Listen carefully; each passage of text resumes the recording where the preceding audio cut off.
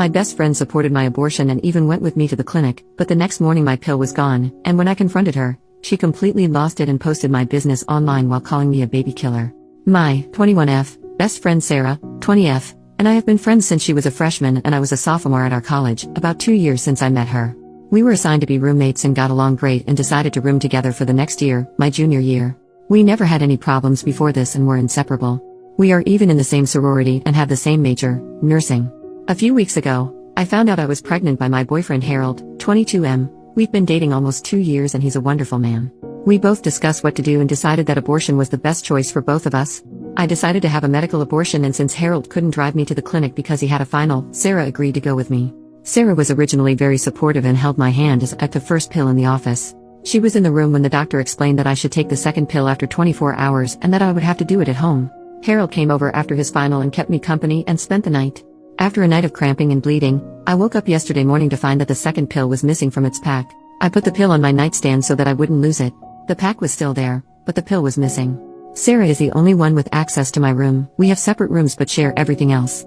I asked Harold if he had messed with the pill, and he said no. Why would he, if he doesn't want this child any more than I do? So that left Sarah as a suspect, so I waited until she woke up to ask her about it. That's when she flipped the heck out. She started screaming at me how I was a baby unaliver and that she hopes I bleed out from the abortion. Then she told me that she had a dream that my child would grow up to cure Ebola. I could not make this up, and that she threw away my pill to protect my child, as well as the extra birth control packs I had gotten from the school nurse to last over the summer. She took photos and uploaded them to Facebook with the caption, "OP is a baby-killing WHRE who can't keep her legs shut." Luckily, all of her friends and our sorority sisters instantly defended me and told her how crazy she was. Reddit, I'm stuck in the same room as her for all of our summer classes, which will last until July.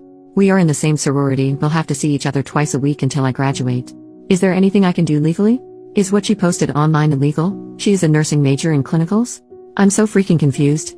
Edit, I've already gotten another pill. Second edit, sorority just texted me.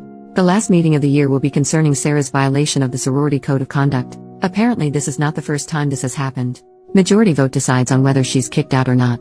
Update, 2 days later, I will try to make this as clear as possible, even though I'm typing it during a work break. Immediately after I posted on Reddit, a lot of you had the same advice to report her to the nursing board, residence life, the nursing department at our college, to the police, to the sorority, and to her parents. I decided to report her to all of the above while hiding at the sorority house.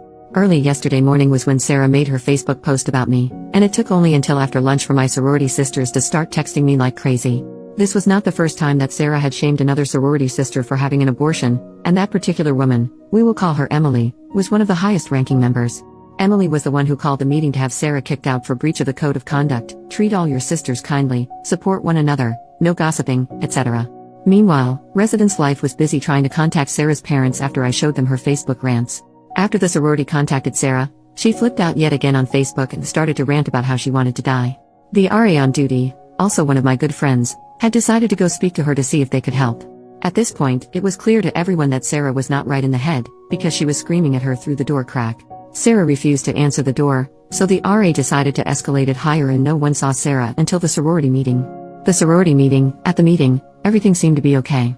Sarah was the last person to arrive and she just took her seat and acted normal. It was eerie to see her gush over everyone only hours after she pulled her stunt. Only about half of the sorority was present, but the president decided to proceed regardless. It only took 2 minutes for us to vote unanimously to kick her out. Emily sat next to me the whole time. To put it mildly, Sarah did not take this well.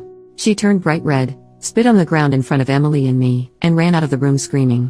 We called campus police on her as she left. After the meeting, Sarah returned to our dorm room. The Reese Life administrator tried to speak to her, but she refused to answer the door for over 20 minutes. They had to call the police to kick down the door because she was holding the handle on the inside so they couldn't unlock the door. The police showed up, kicked down the door, and found the dorm destroyed. All the furniture had been smashed, or scratched if it was too heavy, the carpets were covered in food from the refrigerator, and she had painted random swear words on the wall in what looks like blood, but she had no scratches on her, so who knows where the blood came from. They found photos of Harold covered in lipstick in her purse. This wasn't like a kiss mark from lipstick, but more like she used the lipstick to entirely cover Harold's face like a crayon. She resisted the police trying to peacefully convince her to accompany them to the hospital. Sarah was taken to the hospital and charged. I'm not sure what the exact charges were, but I am aware that it includes unlawful possession of prescription medication because they found my pills in her purse and they had my name on the labels. She is still in the hospital today undergoing a psych evaluation. The hospital, Sarah and I were both interns working for the hospital that operates the pregnancy clinic. I reported her to HR for theft, harassment, and privacy violations along with giving them screenshots from Facebook. As of this morning, Sarah did not turn up for work, so she was terminated for no call no show. HR had me in their office for an hour this morning asking if I would like to press for a HIPAA investigation. It turns out that some of her Facebook rants had information that could only be obtained through patient records. I have no idea what information it was since it was the HR lady who found it. I said yes, because there's no way it would hurt for Sarah to be investigated. HR also notified the nursing board and the nursing department at my college independently of my reports. So I think that's pretty much everything. Sarah has been arrested and charged, kicked from the sorority, fired from her job, kicked out of the dorms, and numerous reports were made to the proper authorities. I still care for Sarah with all of my heart, because I realize that she is severely mentally ill. I will always blame her for what she did to me, but I know that it wasn't the best friend that I knew for all those years. It was a different person who did that to me. I am feeling physically fine after all of this. Harold and I are talking about getting an apartment off campus together. If that doesn't work out, I will stay in the sorority house. Sarah's parents have promised to pay me back for the abortion costs, $400, because they know I didn't do anything wrong. I'm grateful that I have their support. Edit. A lot of you think that I was too extreme, but there was nothing I could have done to make her get help. I miss my best friend more than any of you critics could ever realize. Don't judge me for doing what was best for everyone involved, including myself. Her right to sympathy ended when she deliberately chose to steal from me, slander my name, destroy my laptop and possessions, and when she refused help from everyone who tried to help.